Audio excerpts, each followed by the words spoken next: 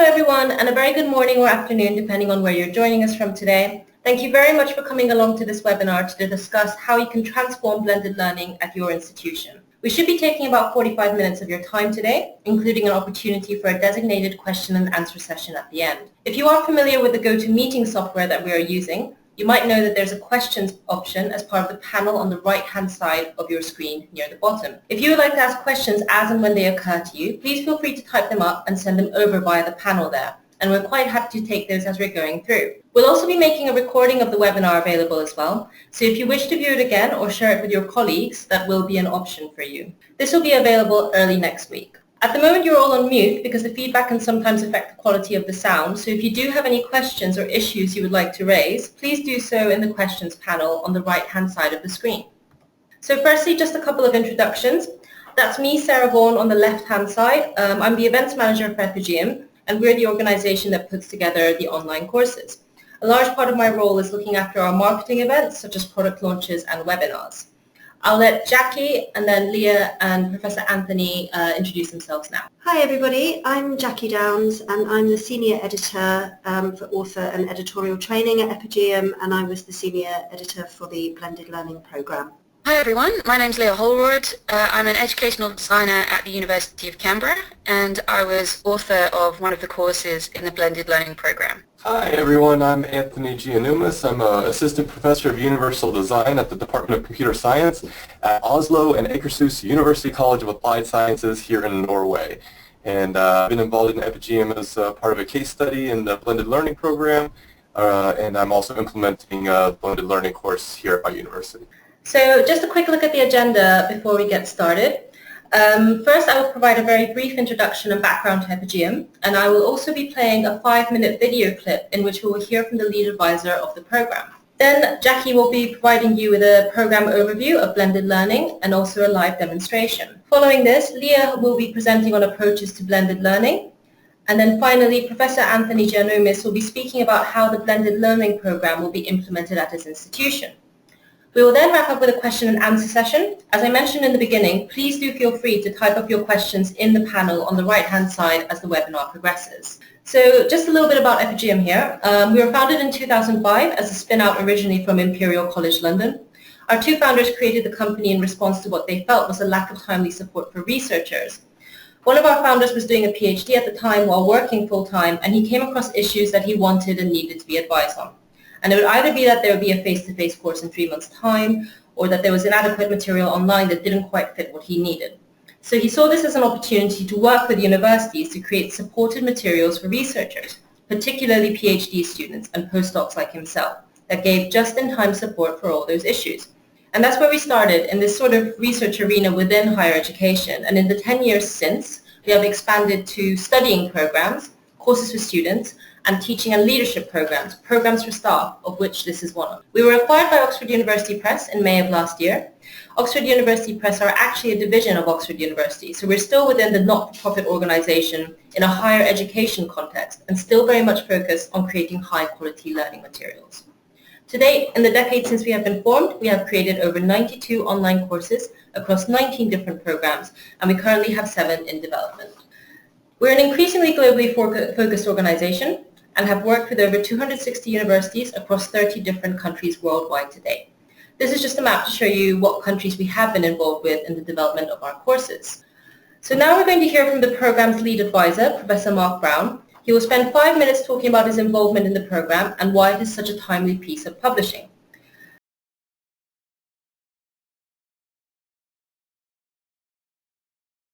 My involvement in this blended learning program began with really helping to design the broad architecture of the curriculum. Then I was involved in helping to identify and select some of the leading authors and experts in the field. Then when we got to the development group phase, I had a role in facilitating or co-facilitating that, working alongside some of the institutions to find out what their real needs were, and then working through the storyboarding process, offering advice to authors, and then ultimately, in my case, I also authored the very first course.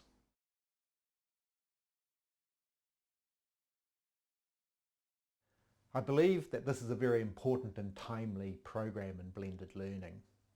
In many respects, today's digital learners have become aliens in the traditional classroom. The experiences that they have outside of the classroom are very different from the kinds of experiences that take place in traditional institutions.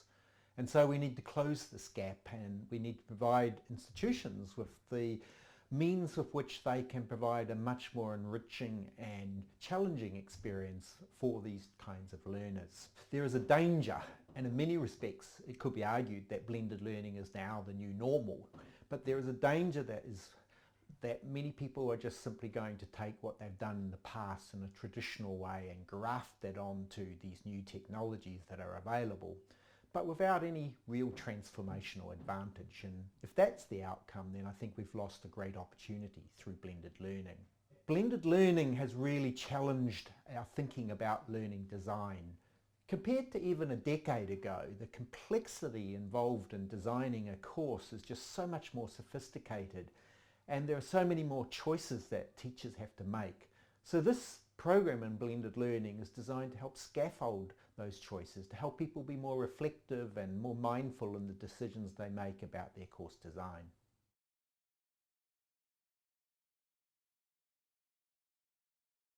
This blended learning program primarily targets teachers who teach campus-based students.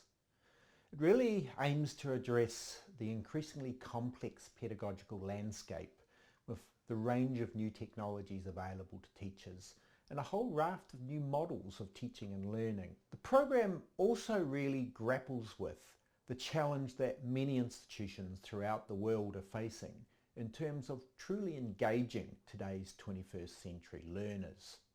And so the program has been designed to help lecturers and teachers make not only small incremental enhancements to their teaching, but in many cases quite transformative changes to really truly enrich the student learning experience.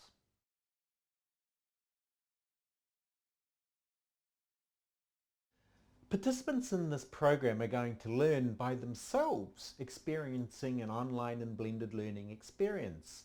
And that experience is very much targeted to their own needs and with real relevance to their own teaching situation, such that they can make true changes to their teaching to enhance the student learning experience.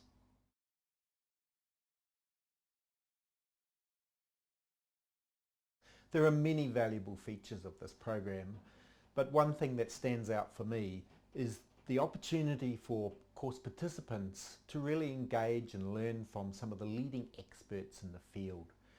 The experts that we've recruited and who are part of the videos that we've used in this program have really shaped the whole nature of blended learning and our understanding of the whole concept itself.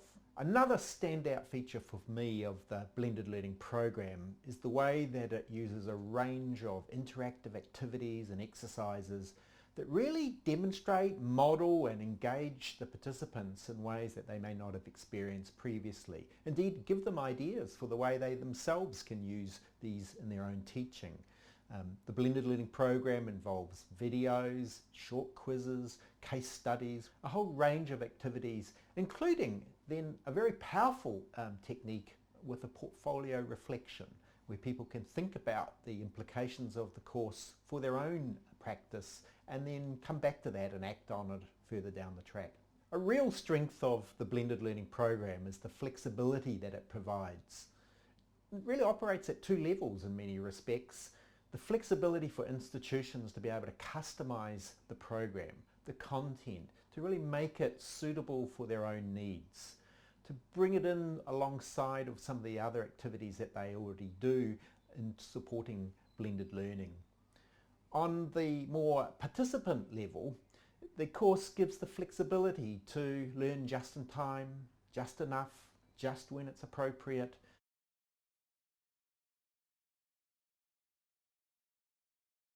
One of the things that we've really learned about implementing the blended learning program successfully in institutions is the need to embed it into what you already do and to make it so that it works alongside of other activities not to have it so it just sits on the outside or that it's seen as something that's done in addition to the other opportunities available to academic staff. So if there's one piece of advice I'd give institutions or those involved in providing professional development, it's really to think carefully about the way they can embed that whole program into what they currently offer.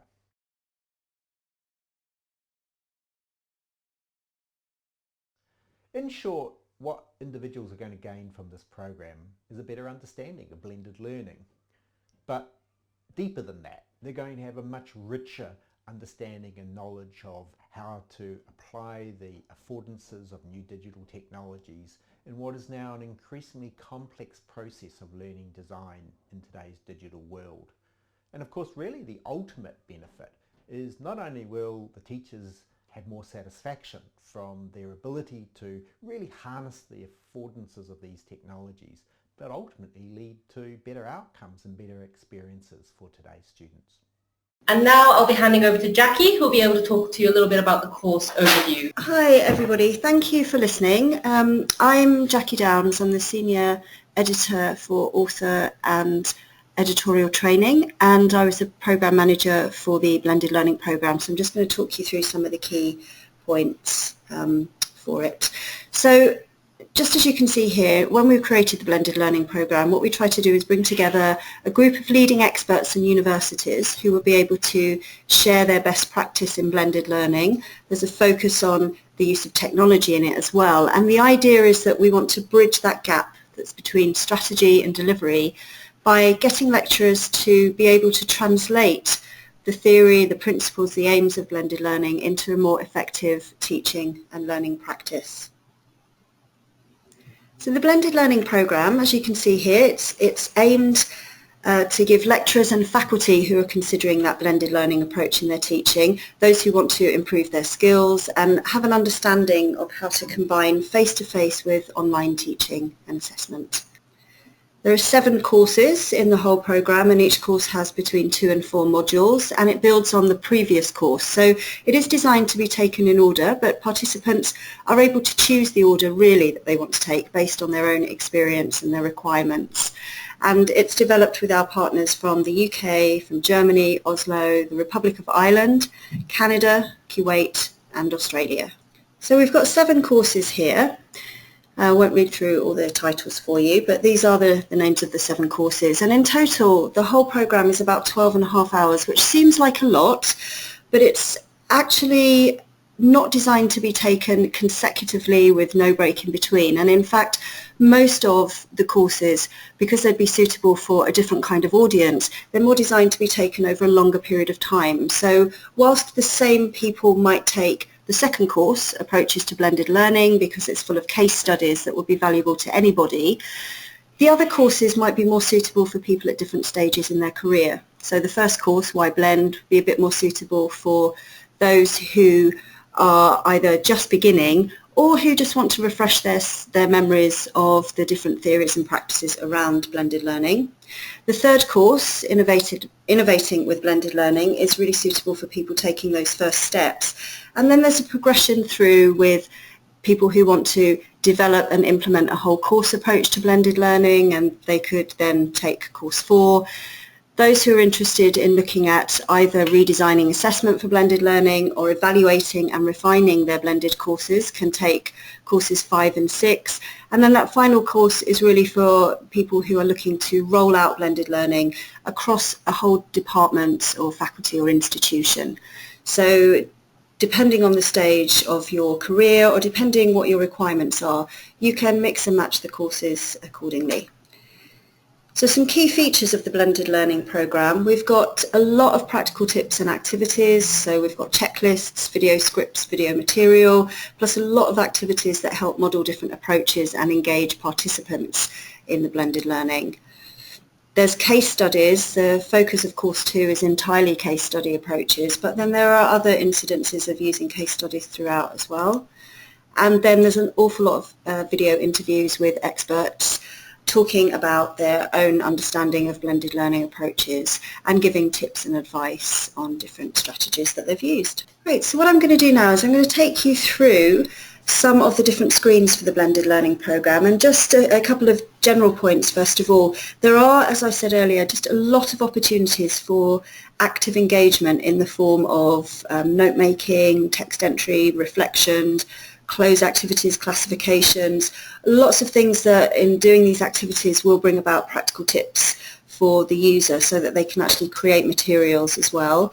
A lot of videos, as I mentioned, where academics will discuss related topics and offer tips and advice, and a lot of presentational activities too, so that the authors can communicate necessary information using checklists and labelled graphics and sliders, for example.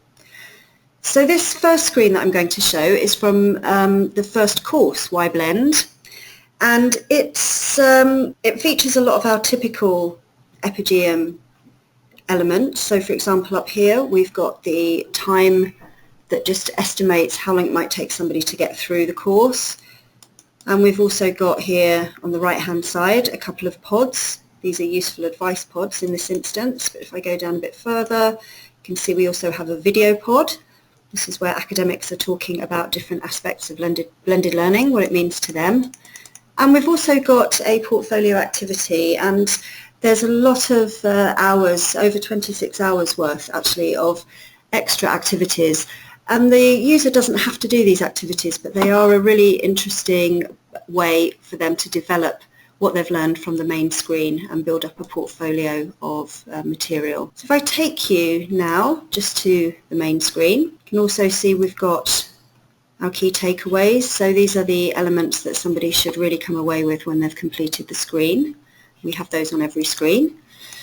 And this is a screen that's about substitution. It's about how people creating a blended course shouldn't just add more technology and more approaches to their existing course, but they should substitute. So they take away some of the traditional material and replace it instead with some online learning. And I'm just going to show you one of the key features of this course, this screen, which is this animation that illustrates exactly how they might do that. So I'll just play a few seconds of that for you. I used to teach in a traditional way. Over the course of a semester, I'd usually have one lecture and one tutorial a week. But once I started a more blended approach, the structure of my course became more flexible. You can see from the design that in weeks 3 and 9, I decided. Okay, so that gives you an idea of how that works, the animation and the voiceover. And with every audio or video that we include in Epigeum programs, we also have a transcript, as you can see there, so that people can make sure they can follow what's being said. This screen also features Glossary. We just click on the highlighted terms and a box will pop up giving us that glossary definition, and that's something that's featured throughout the blended learning program. And then the final activity on this screen is a note-making activity. So it just allows the user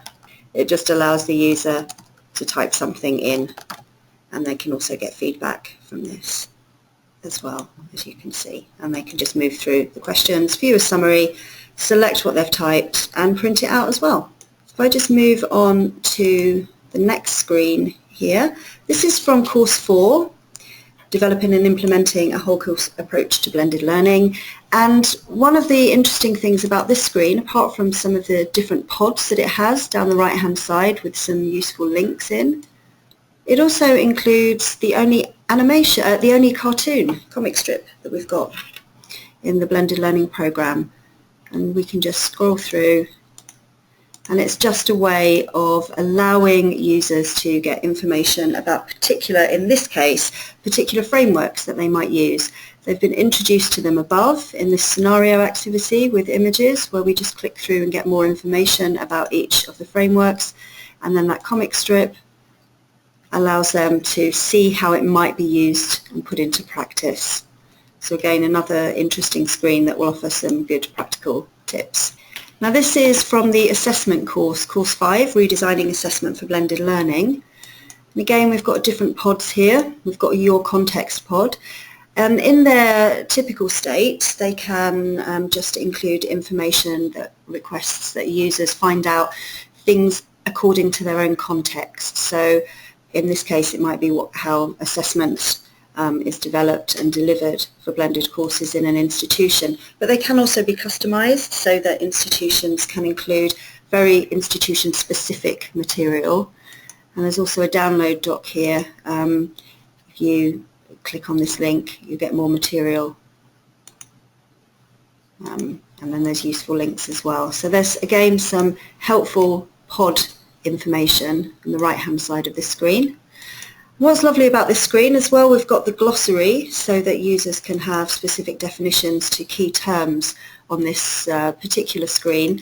And what's really useful here is we get a couple of diagrams, as you can see, that show us a typical assessment pattern and an alternative assessment pattern. So it gives the user the scaffolding and information that they need to continue on to do this activity.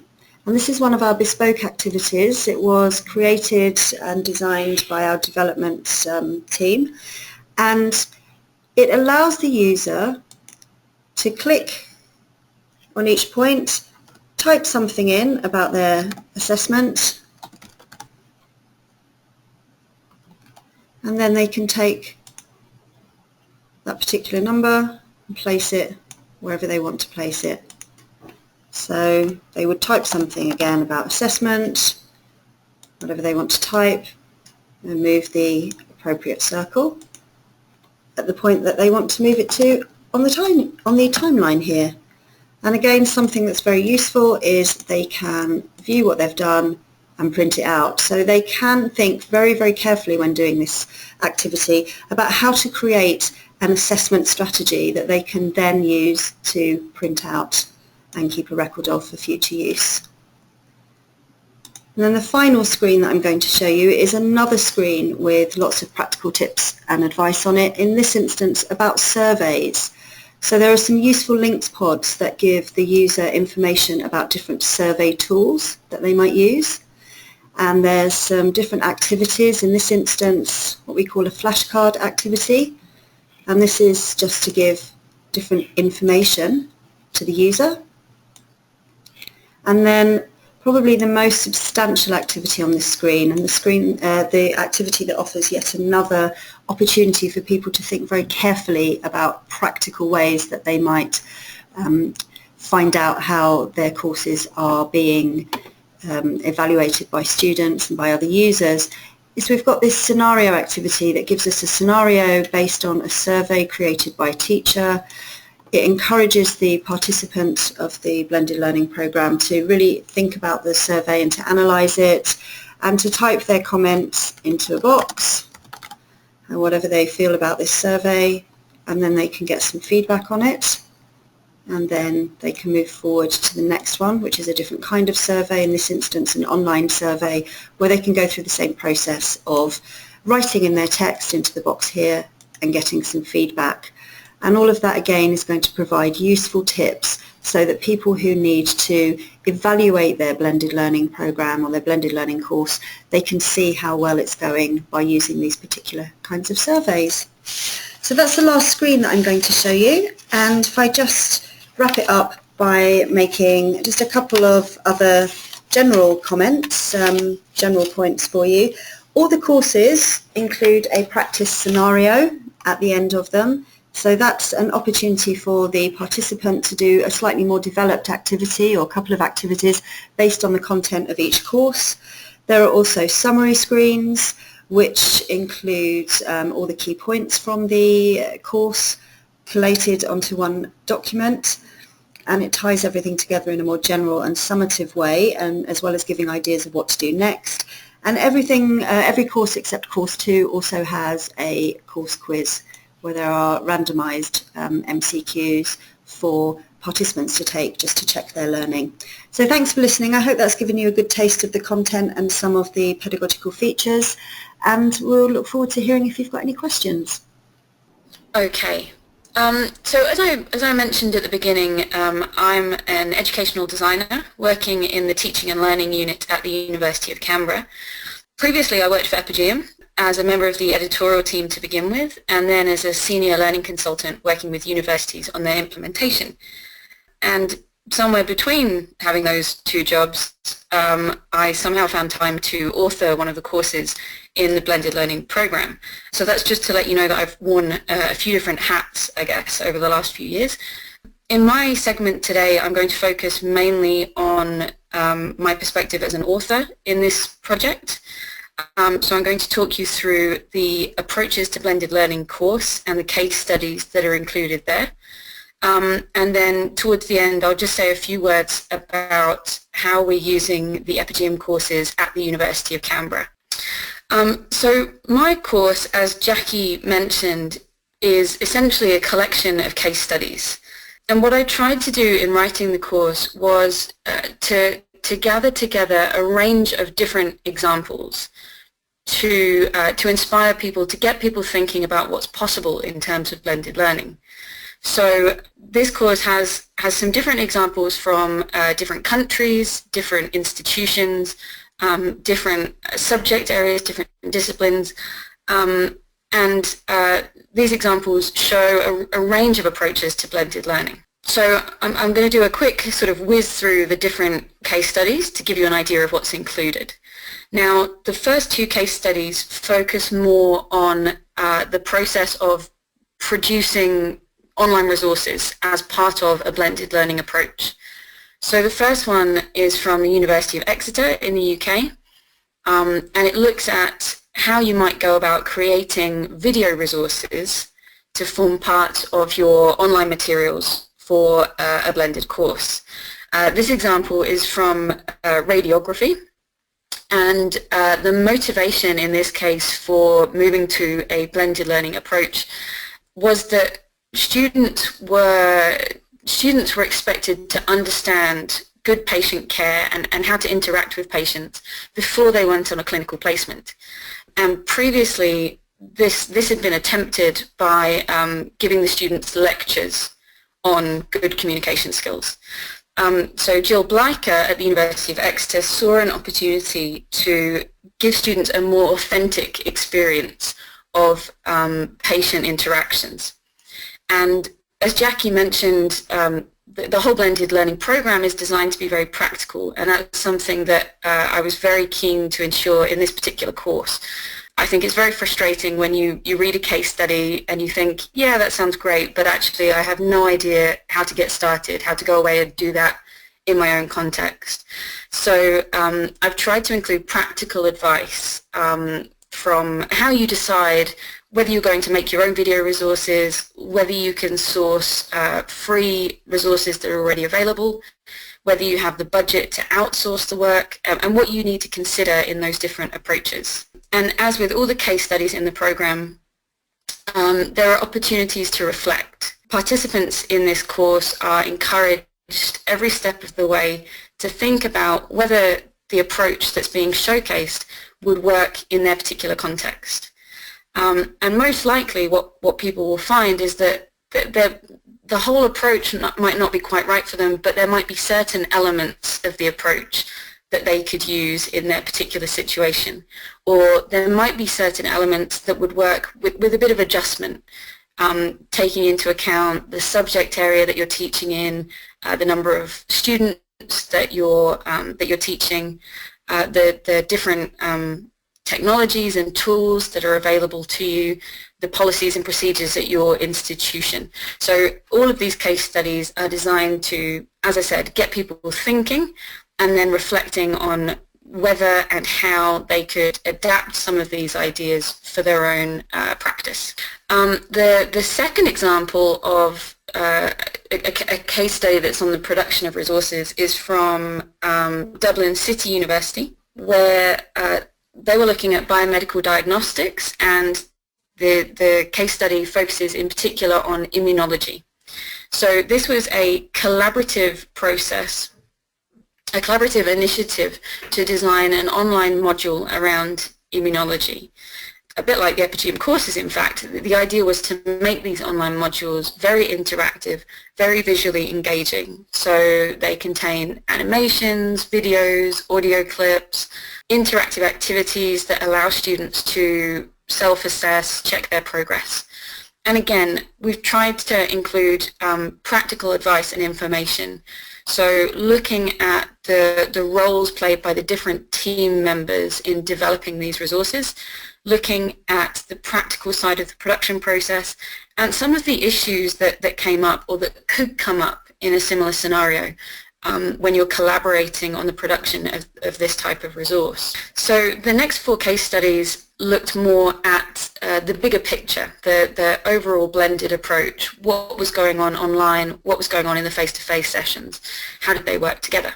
So this particular case study is from Furman University in the United States, and it comes from a Media in Asia course. This one is potentially slightly controversial. When the courses were being reviewed, we had some interesting comments on this because this case study looks at using Facebook as a kind of discussion forum for the students. Now, there are some universities where you simply wouldn't be allowed to use Facebook in this way, and we do acknowledge that in the case study right at the beginning. But like I said, I think the idea here is to look at what elements of this approach you could take away and use yourself. So maybe Facebook isn't appropriate, but are there other social media platforms that you could use? Or are there lessons here in terms of the way that Facebook has been used that you could take away and implement with a discussion forum in your VLE or LMS? So this one looks at the pros and cons, I guess, of using Facebook or other social media platforms, and some of the additional functionality that they might offer. And it also looks at what happens in the face-to-face classes in this particular course. There's some really useful information and guidance on the orientation process. So if you're introducing students to a blended learning approach, if you're expecting them to post online, to give feedback to their peers online, then having that initial orientation session where you set expectations and you make sure that students understand what they're going to be required to do, good netiquette, how they interact with their peers, that's really, really important. And it looks at different types of activities that might happen in those face-to-face sessions, things that you might expect like group work and discussion, but also some interesting practical activities. There's an example of asking students to try out dance moves and how that might work and whether that's a good idea to attempt that type of activity with a class. So some interesting examples there. Then we have an example from our next speaker, Anthony. This is about student choice in a blended course. So it's a flipped classroom approach, and I guess really it's students as partners. It's giving students the agency to shape their own learning. So in this example, students have the opportunity to vote on which topics they'd like to look at from a pre-selected range that Anthony gives to them, and also to vote on the format of the classes, whether they want to have a lecture, whether they want to have a group discussion, or whether they want to have something more engaging and practical and hands-on, like a simulated activity or a game with a competitive element. And as part of that flipped classroom approach, Anthony took through the different types of resources that he collates for the students, and also, crucially, how he gets feedback from the students during class, after class, and at various stages throughout the course. And this particular case study features some great video interviews with Anthony, but also with his teaching assistants and some of his students. So you get an insight into how that blended approach is working from those different viewpoints.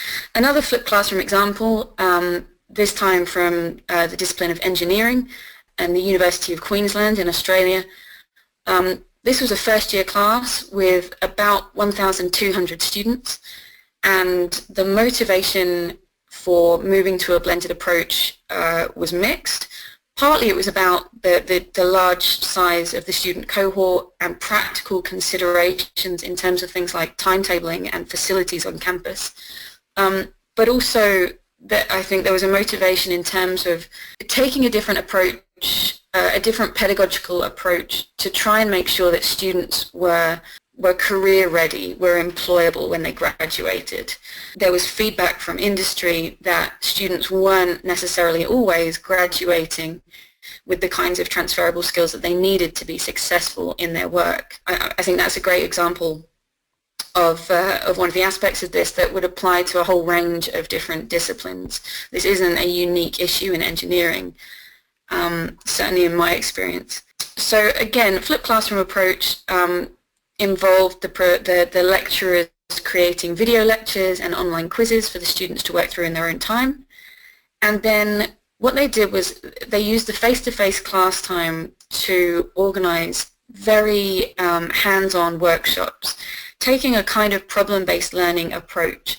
So students were asked to work on real-world problems, working together in teams, and some of the work that they did was absolutely amazing. So one group of students was asked to develop a machine, a device that would detect landmines underground. Another group looked at environmentally friendly waste processing for a third world country. And what's interesting is that often students went above and beyond what was asked of them. So this particular group in the first year that the course was run went as far as producing a book for people in that third world community that explained how this process worked in their native language.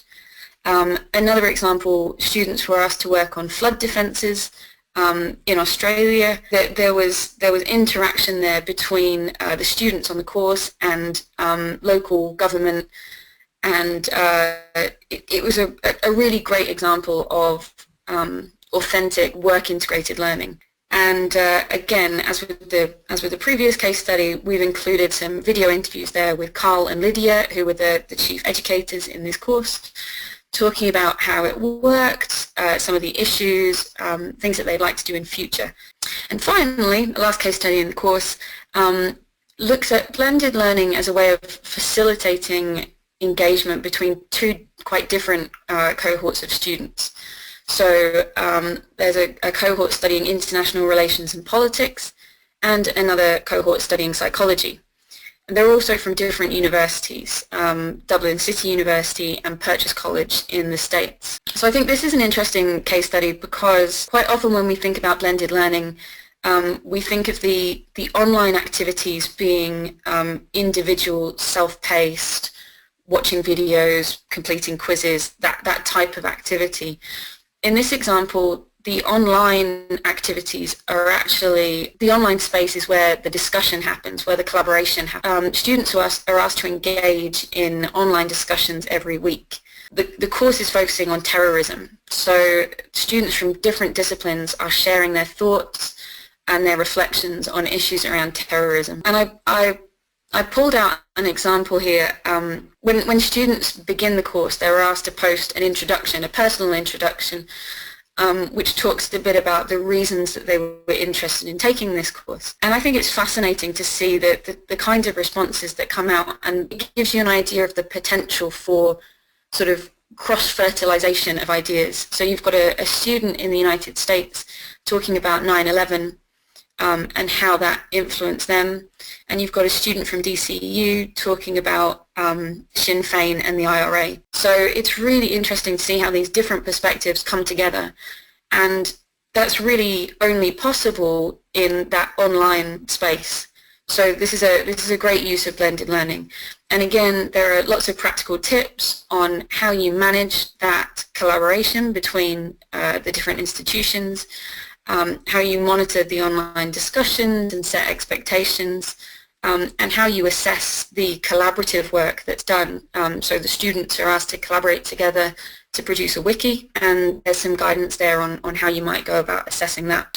So those are the different case studies. That's just a quick whistle-stop tour through the different examples. As Jackie mentioned, so I thought I'd spend a minute now just talking about possibly some of the ways that this course could be used.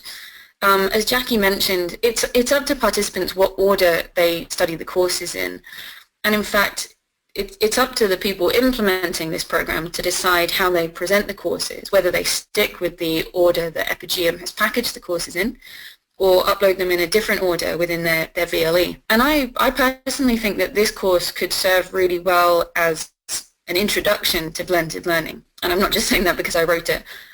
For staff who are perhaps quite new to the idea of blended learning, who aren't very familiar with it, this course and the examples in it could really help to give them a sense of what's possible, to get them excited about the opportunities afforded by blended learning before they engage with the more theoretical side of things. Jackie also mentioned the portfolio activities, so these are really a good opportunity for participants in the course to extract particular ideas from the different case studies and to think about how they apply them in their own teaching. I've found that this is also a useful resource for teaching workshops. When you're looking at different approaches to learning, you might want to bring up one of the case studies on screen and share it with the group to spark conversation. And it's worth bearing in mind as well that you can customize EpiGM courses. So you could, if you wanted to, add a case study or 2 case studies from your own institution to tailor it in that way. Okay, just briefly then, a few words on blended learning at the University of Canberra, what we've done so far in terms of implementation. So a couple of months ago we launched a new graduate certificate in tertiary education, and the final assessment task in this course for our staff is an account of professional practice. We've structured the template for the account of professional practice in such a way that it doubles as an application for HEA fellowship, and we've used a range of resources in the course. Our staff who are taking this course can engage with academic papers, news articles, TED Talks, YouTube videos, and also the EpiGM courses, University and College Teaching, and now Blended Learning, those 2 programs.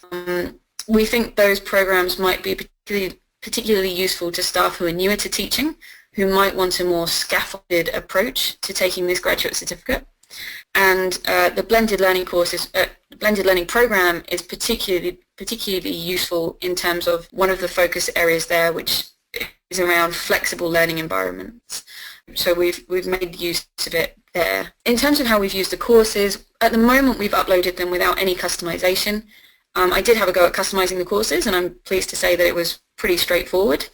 But we've decided to use them as they are for now, wait until we've got some feedback from our staff, and then make a decision as to whether we need to make any changes. One of my colleagues pointed out that not everyone has heard of EpiGM, so I also did EpiGM to the Glossary within Moodle so that people can access some information about EpiGM and how they work and what to expect from the courses. Also made sure that there was some framing text and instructions around the EpiGM courses, letting people know that they can work through them at their own pace. They don't have to do every screen. They can dip in and out as suits their needs, pointing them towards specific sections that we think are most useful, and also reminding them that they don't, as with any resource in this course, they don't have to take everything as gospel. They can engage with the EpiGM courses critically.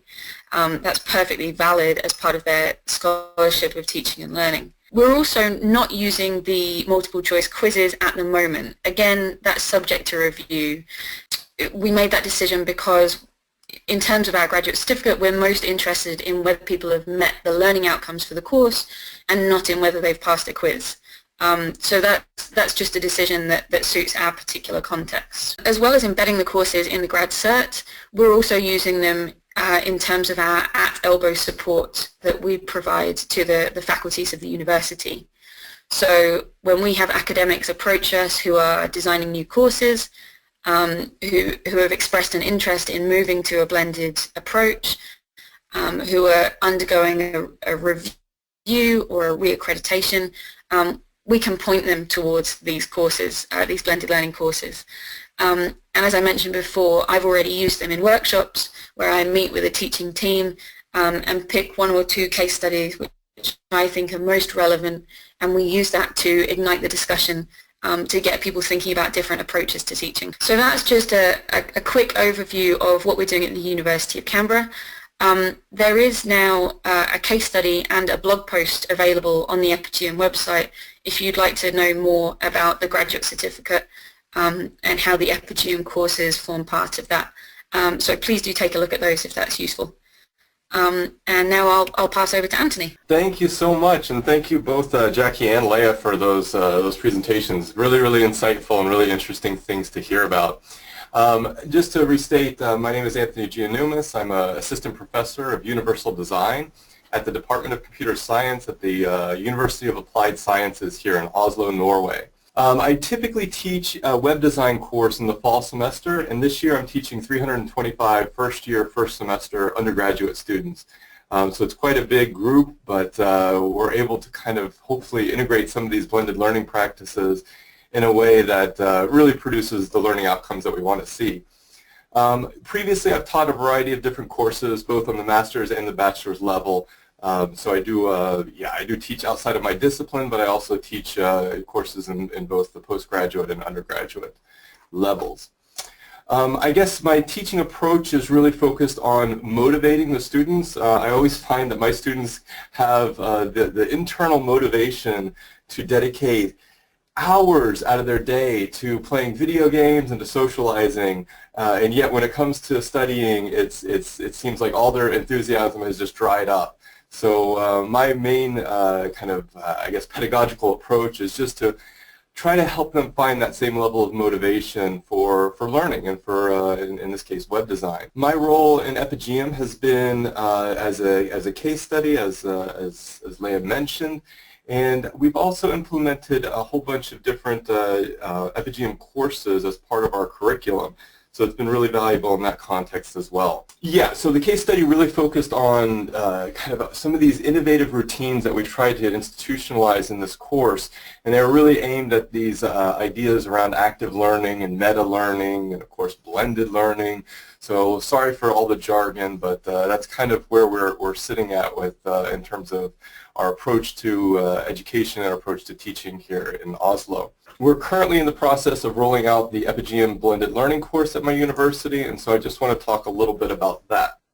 So Jackie's presentation really showed off how awesome the blended learning course is, and I think Leah did a great job of getting it down to the nuts and bolts of each individual module and kind of guiding us through the program. I'm going to kind of take it out a bit of a one step or one level and look at things a little bit more broadly, look at them on the organizational level. My background is in implementation science and organizational science, so finding ways of changing an institution or changing an organization is really what kind of putting blended learning into practice is all about. But we're going to start off with just putting the blended learning course into context, and what that means really to me is recognizing that everybody at your university may not be as excited as you are about this blended learning idea. In fact, some people at your university may be outright have an animosity towards any kind of change in their approach to teaching or even just in their approach to their daily work routines. So it's really important that when putting the blended learning course into practice, that we're recognizing these differences, these different value systems, these different kind of norms, and norms can exist on an organizational level as well as an individual level. One of the things that I think one of the barriers that are experienced most commonly is simply faculty intransigence. As a faculty member, I can kind of I can speak bluntly that there are we tend to get set in our ways, and it can sometimes be very difficult to convince us to try something different or try something new, especially when what we've been doing may have been kind of the outcome of 10, 15, 20 years worth of teaching. And so getting faculty members into this idea of, well, you know, it's not, what you've done is fine, and we're just looking to move the notch a little bit further ahead in terms of our pedagogical approach is really an important thing to do. And I think having empathy towards these individuals is also an important component of it.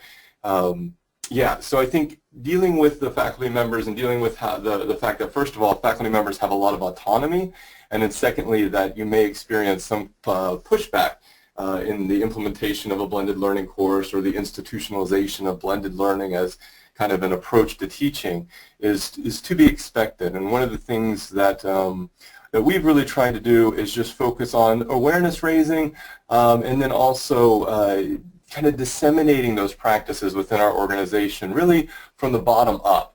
So rather than it coming from the dean level or the university president's level and it becoming some part of an abstract mission statement, finding and identifying faculty members who are really motivated to kind of be agents of change, and then tapping those as resources to promote blended learning and to implement a course like this this Epigema blended learning course is really important. So that's kind of the normative or value system component of it, but there are sometimes also just straight up administrative procedural barriers, and that could mean anything from issues related to security or issues related to privacy. You know, there's so many different issues that could come into play here.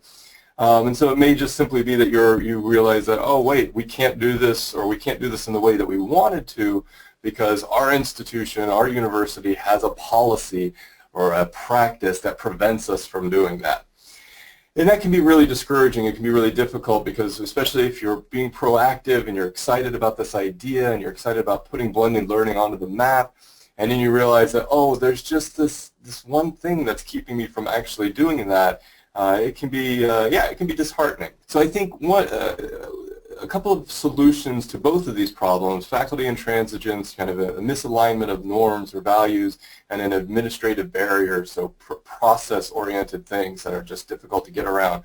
The real solution to this is just focus on making small changes, really incremental changes. And in business, they have this idea of low-hanging fruit, and again, it's kind of this another jargony term, but the idea is that you find solutions that are readily available and you kind of jump on them immediately. So that may mean that you have to extend your timeline for longer, or that may mean you have to readjust your goals or your aims. But the important thing is that you're not, the phrase in Norway is that you shouldn't let the perfect be the enemy of the good. And it's probably also an English phrase and probably also a phrase from many other countries. But then the idea behind that is just that if you're spending all your time trying to reach a goal, that maybe a secondary goal is just as good or is just as worthwhile an aim. I want to move on and talk about implementing these blended learning courses, these Epigema courses at your institution, and a little bit about what that could mean for you. What could that mean for your university? Blended learning really has the capacity to transform teaching and learning at your university, and this is not something that we should take as kind of a small potatoes issue. You know, higher education really was born out of a very kind of homogenous group of people that were kind of the learned class, you know, mostly upper class, wealthy white men. And so we're trying to transform that. We've been trying over the past hundreds of years to transform that and make learning more inclusive, make learning more available to a broader and more diverse group of students and pupils. And that's a fantastic aim, and I think blended learning is one of those ways that we can achieve that in practice. But it's kind of easy to kind of say, oh yeah, blended learning is a great idea. It can be more inclusive. It can make things you know, better for everyone. But making that happen in practice is often really challenging, as I've already mentioned. So we're really looking at trying to transform this institution of higher education. One of the things that the blended learning course, the Epigema course, really provides is reorienting your focus from being teaching-driven to learning-driven and really student-driven. And that just means that the primary actor at your university isn't so much the professors or isn't so much the administrative staff, but it is the students. And really recognizing the complexity of student life and really recognizing the needs and preferences of students. I think there are universities out there that are beginning to recognize that, and they're moving in the right direction, but then they're doing exactly what we're kind of promoting here, is integrating these blended learning principles, which is really brilliant. Another thing that really blended learning can help you achieve is making learning more accessible. And when I talk about accessibility, I'm talking about specifically in relation to people with disabilities. So in a blended learning blended learning course like the one that Epigema provides, they provide the information in multiple formats. And this is not just about learning styles and that sort of thing, because some of that research has been debunked. This is really about providing alternatives to straight text. It's providing alternatives to a lecture format, and it's providing an alternative to just the chalk and talk method. And this is really important for reaching students across the disability spectrum. And so that could mean students with sensory disabilities who are maybe blind, partially sighted, or deaf or hard of hearing. It could mean students with physical disabilities, students who are wheelchair users or may have another physical disability.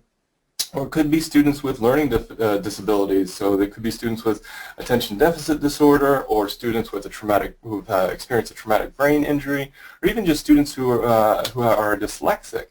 The EpiGM and the blended learning approach can really benefit these students in ways that are profoundly meaningful. So EpiGM then and the blended learning course really is about making technology more usable and more accessible in the learning spaces. The other thing I really enjoy about the blended learning module, or the blended learning course in particular, and EpiGM's approach in general, is the fact that they incorporate small simulations and small-scale games within each of these individual chapters or individual sub-chapters of the courses. And this is really important because it gives an interactive element to it. It's not simply a student reading text or maybe pressing play on a video. It's giving a call and response to the learning process.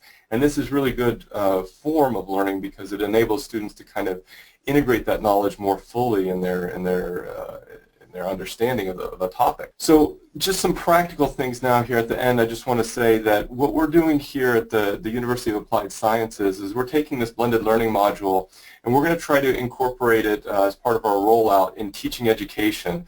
So it's not simply a matter of you know, okay, well we have this and we're going to put it into practice, we'll make it available to people. We're going to try to actively make it part of our curriculum, make it part of the work that we're doing in the Faculty of Education, training the next generation of teachers. And this is a huge benefit because it allows these teachers to gain a cutting-edge knowledge on this topic, and then to go into the workforce with these approaches and these ideas already kind of institutionalized, already part of their repertoire. So that then when they maybe become college professors or when they train the next generation of college professors, these ideas and these approaches are already kind of common practice. We're also going to try to incorporate it in the training for new professors. So when we hire new professors, one of the requirements is that you take some sort of teaching pedagogy class. And this varies on university to university in terms of how serious it's taken. I know some universities, you know, professors come and they kind of basically sleep through that class. But we really try to make sure that our professors are taking this as an opportunity to bridge that gap between the demands of being a PhD student, which are typically, you know, independent research driven, and the demands of being a professor, which are kind of in many ways the exact opposite of that. So we're really using this module, we want to use this module as a way to bridge that gap and to give them a new kind of approach and tool for communicating and for teaching our students. Yeah, and then lastly, we're developing some continuing education courses and modules that we're going to be making available to non-traditional students and students who are not part of a degree program.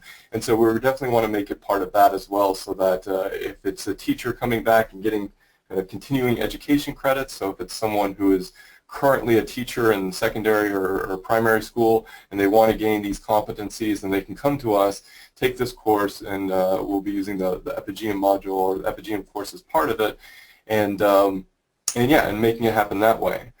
So that's my time. That's all I have. I'm happy to take questions now, or I'm happy to take questions offline. I'm sure you have my contact information, so feel free to reach out. Thanks, Anthony. Okay, so if you have any questions, please do feel free to type them in the chat box on the left-hand side or the right-hand side of your screen. We'll be happy to take these now. Alternatively, you can always email us at info@epigm.com. So if you have any questions for any of the speakers, whether it's Jackie, myself, Anthony, or Leah, we can forward these queries onto them if you email us there. So info@epigm.com is our email address. We can also give you a lot more detail in regards to pricing and the implementation of this program at your institution. So please do contact us if you have any questions.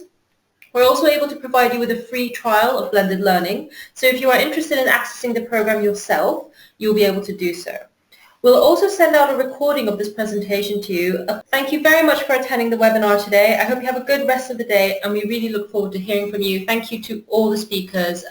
It's been a really great webinar. Thank you.